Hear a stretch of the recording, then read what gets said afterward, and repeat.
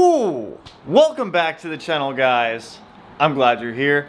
I have glasses on today because I didn't feel like putting on contacts, so guess what? Now you get four-eyed Tanner. But it's well worth it because now I feel more knowledgeable about what I'm about to talk to you guys about. So, as requested, people wanted to know about air suspension, and because I've got all the Airlift goodies in the car, we're gonna go over it.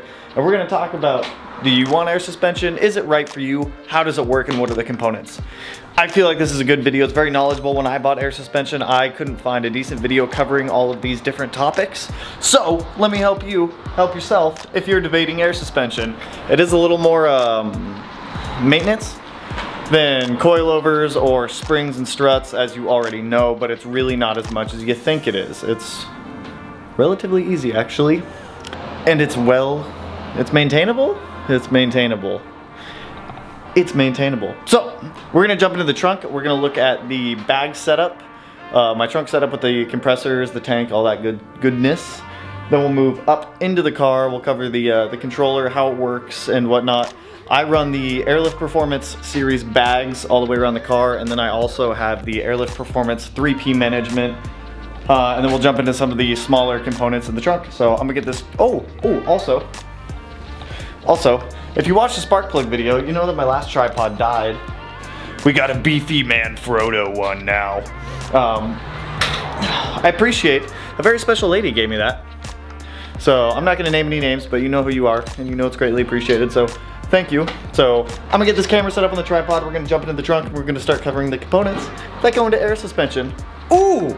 So before I overtly jump into throwing the camera directly on the tripod, I'm gonna hold it for a minute. We're gonna sit here and talk. We're gonna have a little kumbaya session.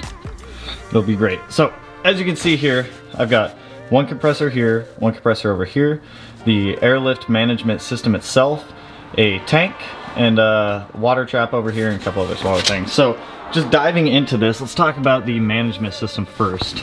So going into the management system here, you got a couple components. You see all these hoses coming out. You got rear left, rear right, front left, front right, intake, exhaust. The exhaust over here is where it shoots out all the air that's not needed. The intake is what goes into the management system here, figures out where it needs to go, and then distributes it to these other hoses. So that's relatively easy to do. Air goes in, it gets distributed out wherever I tell it to go. Any excess air comes out of this last hose on the far right and gets just chooched out of the system, not needed. Those are both filled by the tank.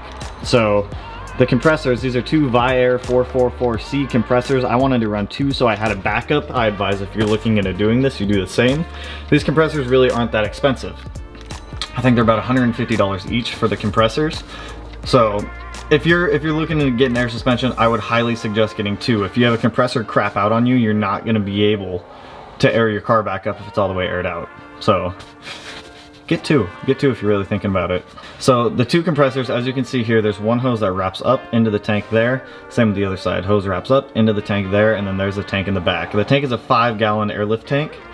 I felt it was a good size. They have smaller tanks, they have bigger tanks, but this one to me seemed appropriate. It holds 150 PSI, which is relatively standard for the Airlift system. And because of that, it never really runs out. So it holds about 150. If I'm from 0 PSI and I air up to 50 PSI all the way around, that's gonna leave about 100 PSI left in the tank. It doesn't really drain the tank all that fast. And with two compressors, you also get a faster fill time on the tank, which is nice because you're not having to sit there and listen to it go bop, bop, bop, bop, bop, bop, bop, bop, bop, bop, bop, bop, as it fills up. So, benefits of running two compressors, if you have a backup, the tank fills up faster. I guess it's less stress per compressor also, if you really want to look at it that way. Trunk setup's relatively easy. I have all the wiring and everything under the trunk liner here. I'd take it out, but this is a real pain to take in and out. But as you can see over here on the right, that wiring harness, so these are the wiring harnesses for the compressors. I just put wire sheathing around them, ran them underneath the trunk mat here, and then up to the rest of the wiring harness. These are really easy to install also. If you can read a wiring diagram, you can install bags. I installed this setup in about 10 hours with the trunk components and for the lines, the struts, everything. So it's really not that bad to install this. You don't need to take it to a shop unless you really feel like you can't read a wiring diagram and you can't install it in, but that's pretty much it for the trunk. Very simple to do. These, I do not run height sensors. This is all pressure based. And then one more thing is back over here. Let me bump this ISO up a little bit more so you can see. So you can kind of see it right back here is a water trap. The water trap kicks any excess water out of the system that might be coming from the tank and going anywhere else in the car. So it's very vital to have, and that's one of the key maintenance items. If you get an airlift system, it should come with that water trap. Just throw some thread locker on there before you put it in so that way you're not leaking anywhere, but make sure you got that. So that's about it for the trunk setup here. We're gonna jump up into the driver's seat of the car and we'll look at the controller itself and see how that thing works. All right, so now we are inside of the Subaru. Yay, look at that. Down here is where I keep my airlift controller. I have the wire ran underneath everything, going back up through the center console to the back of the car. But this is very simple. So I wired it to my ignition power, so that way when I turn on my keys, when I turn on the car, it powers on. Turn that guy off. And you can see it there freaking out a little bit. It's just adjusting since I'm on an uneven surface. But let me turn the car on real quick. Here, this is the Airlift controller. It's relatively easy to use. So let's say I want to go up. I have my preset set to 70 all the way around for my driveway. Double tap it, car airs up to 70. You can hear the compressors going off in the trunk. They're really not that loud. It's very manageable. I don't run the silencers on the compressors because I didn't think it was necessary. And then to go back down to my standard ride height, double tap the airlift button, and then the car airs back out to my standard ride height. I'm not gonna air all the way out. I can't go to 0 PSI just because of my wheel and tire setup. So my air out height is generally 22, 25, front and rear. And that gets it to where it doesn't just completely wreck my fenders. But good pressure bases to have. You can go in, you can hold 2 buttons at the same time. It'll take you into the menu and you can mess around with all the menu settings yourself if this is a setup you decide to go to. The menu settings enable like a show mode, a couple other fun things to do. But it's worth playing with. I'm not going to go too far into that because Airlift has done like a walkthrough on their controller on these, and this is the same controller that has the 3H system.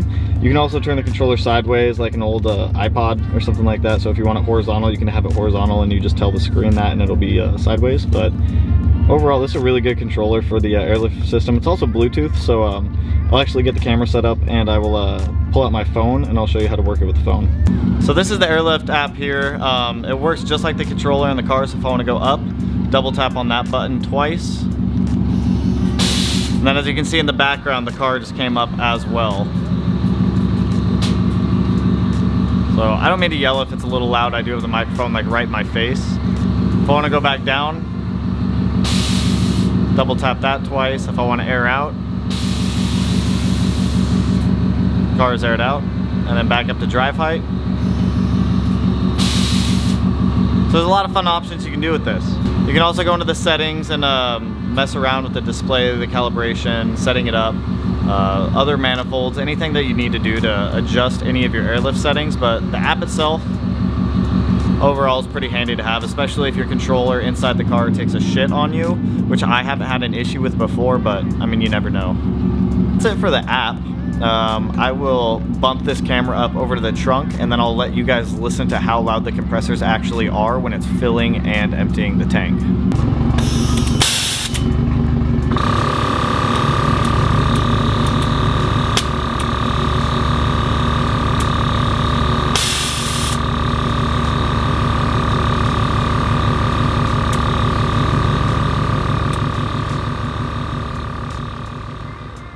So when it comes to maintaining the bags, you need to drain the tank at least once a week.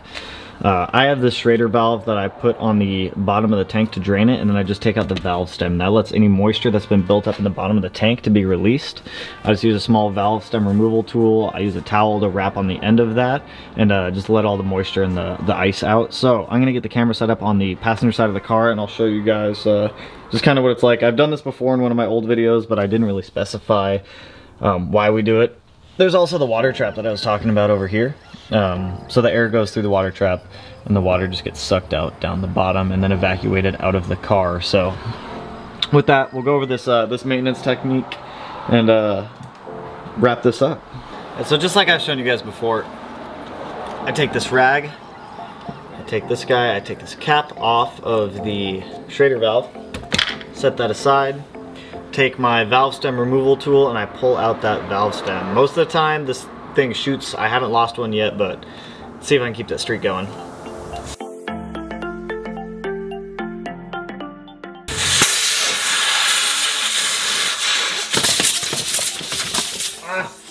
Oh God. Oh my God. You guys see that? Just got attacked. It sounds like it's slowing down, but I don't really believe it. This motherfucker just launched everywhere, so I'm gonna set that right there and let it keep going. Oh God, again?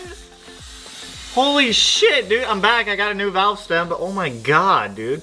Bam, all right, it's done. I'm gonna put this new valve stem in here, tighten her down, and get this thing repressurized.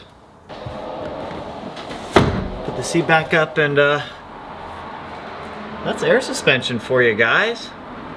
It's really not that difficult until you start shooting valve stems across the car. I don't know where that went, dude. That thing's gone.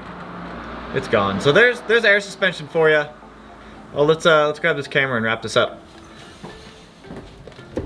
Alrighty, boys and girls, that does it for our air suspension coverage. If you want more information on the air suspension, feel free to drop a comment below.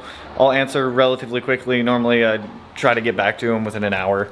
That doesn't always happen. But there we have it, guys. If this video helped you at all, trying to figure out if you want air suspension, if you think it's right for you, and all the components that go into it, smash the like button. Smash it! Smash it up real hard.